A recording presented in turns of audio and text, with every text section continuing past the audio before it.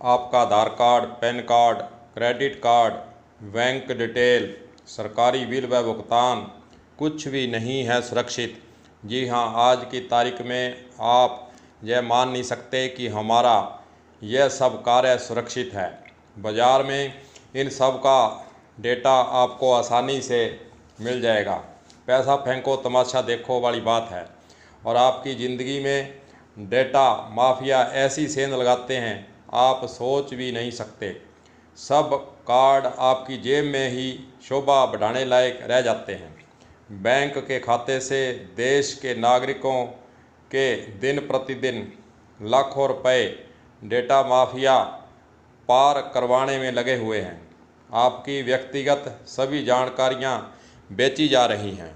सोचने वाली बात है कि कहने को तो भारत में डेटा प्रोटेक्शन एक्ट बना हुआ है, जिसमें प्रावधान दिया हुआ है कि आपका डेटा इस्तेमाल करने वाली संस्था इकट्ठा तो कर सकती है, वह भी आपकी अनुमति से, और ऐसा कर वो पाएगी। शर्त यह होती है कि वह किसी को बेच नहीं सकती, यानी आपका डेटा जो जानकारियाँ जुटाई गई हैं उसको बेच नहीं सकती, किसी के साथ आपकी सूचनाओं को साझा नहीं कर सकती। ऐसा करने वालों पर सज़ा तथा जुर्माने तक का प्रावधान किया हुआ है। परंतु सोचने वाली बात है कि इस क्षेत्र में आए दिन अपराध की दुनिया वाले व्यक्ति इतने शातिर हैं कि कानून तथा किए गए प्रावधान से 2 कदम आगे चल रहे हैं। आपके खातों से पैसों को पार करने की व्यवस्था भारत के किसी कोने से होती है तथा पैसा निकाला दूसरे देशों में जाता है। इतना माफिया ने नेटवर्क बना रखा है जिनको पहली बात तो पकड़ना ही कोसों की दूर वाली बात है। कलम न्यूज़ के द्वारा पूर्व में भी इस संबंध में वीडियो जारी कर लोगों को सचेत करने का कार्य करने के साथ साथ सरकारों व जनता के सामने एक उदाहरण तथा सुझाव रखा था कि देश की राजधानी में ऐसा माफियों पर नकेल कसने के लिए एक सेल गठन किया जाए, जिससे देश के किसी भी कोने से ऐसी घटनाओं की जानकारी को दिल्ली में एक स्थान पर डील किया जाए। पीड़ित व्यक्ति की शिकायत उसी सेल में सीधी केंद्रीय स्तर पर दर्ज की जाए। दिल्ली से शिकायत को घटना घटने वाले राज्य को तथा घटना जहाँ से हो रही है जिस राज्य में अपराधी बैठा है उन दोनों राज्यों को एक साथ भेजी जावे। यह हम इसलिए कह रहे हैं कि जैसे राजस्थान में रहने वाले व्यक्ति के खाते से पैसे माफियों ने ऑनलाइन पार कर लिए हैं तथा पैसे पार करने वाली की लोकेशन तथा रहने वाला मान लो बिहार राज्य का है, तो पीड़ित व्यक्ति अपनी FIR दर्ज करवाएगा राजस्थान में किसी थाने में। अपराधी बैठा है बिहार में, तो प्रश्न यह है कि राजस्थान की पुलिस बिहार जाएगी या नहीं जाएगी, यह शिकायत के बाद तय नहीं है, क्योंकि ज़्यादातर ऑनलाइन मामलों में इतनी दूर पुलिस का जाना संभव भी नहीं हो पा रहा है। अगर केंद्र से घटना का पता लगते ही राजस्थान तथा बिहार पुलिस अपने क्षेत्र में तत्काल कार्रवाई कर माफियों को गिरफ्तार कर संबंधित राज्य को अपराधी सौंप देवें, तो ऐसी घटनाओं को रोकने में हमें सफलता प्राप्त हो सकती है।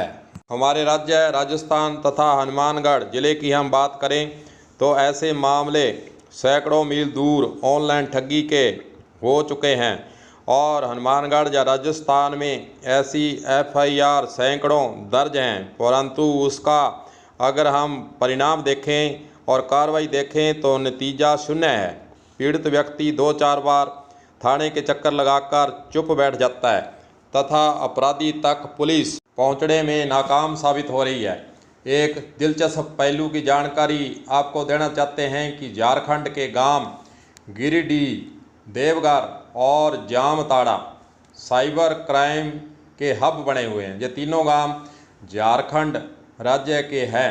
इन गांवों में 1000 घर हैं तथा 900 घर साइबर अपराधी हैं। अब आप आइडिया लगा लें कि इस गांव के अंदर अपराध की दुनिया शरेआम चल रही है और भारत सरकार हो चाहे राज्य सरकारें हों, इन पर लगाम लगाने में बिल्कुल ही फेल साबित हो रही हैं। एक चौंकाने वाली बात और बताना चाहते हैं कि इन झारखंड के तीनों गांवों के अंदर टेलीकॉम कंपनियों के टावर लगे हुए हैं, यानी सभी टेलीकॉम कंपनियों के टावर इस गांव के अंदर आपको दिखाई देंगे, क्योंकि साइबर क्राइम वाले दिन भर हाई स्पीड डाटा प्रयोग करने के कारण कंपनियों के मोबाइल के जरिए भुगतान करते हैं। इसीलिए सभी कंपनियों ने इस गांव के इर्द गिर्द यह टावर स्थापित कर रखे हैं, अन्यथा आपको अन्य गांवों के अंदर इतने कंपनियों के टावर भारत के अंदर दिखाई नहीं देंगे, परंतु इन तीनों गांवों के अंदर आप सभी कंपनियों के लगभग टावर आप देख सकते हैं। अब सवाल पैदा होता है कि झारखंड सरकार को क्या यह पता नहीं है कि 1000 घर में से 100 घर नहीं बल्कि 900 घर साइबर क्राइम कर रहे हैं, यानी 1000 घर में से 900 घर साइबर क्राइम के नेटवर्क से जुड़े हुए हैं। तो यह खेल फिर किसकी अनुमति से चल रहा है और लंबे समय से चल रहा है? इन पर लगाम लगाना फिर संभव क्यों नहीं है? यह है सबसे बड़ा सवाल। क्या सरकारें या पुलिस इतनी नाकाम हो गई हैं कि पता होते हुए भी कार्रवाई नहीं कर रही हैं, या फिर सब मैनेज तरीके से चल रहा है? जनता यह भी जानना चाहती है कि साइबर क्राइम ऐसे घटनाएं को जो अंजाम दे रहे हैं, इस पर केंद्र सरकार हो चाहे राज्य सरकार हो, वह कब तक इन पर नकेल कसेगी, इन पर अपराधियों को ख़त्म करने का कार्य करेगी। कलम न्यूज़ को करें सब्सक्राइब, शेयर भी करें और लाइक भी करें। कलम न्यूज़ के लिए गुरदेव सिंह सैनी, हनुमानगढ़।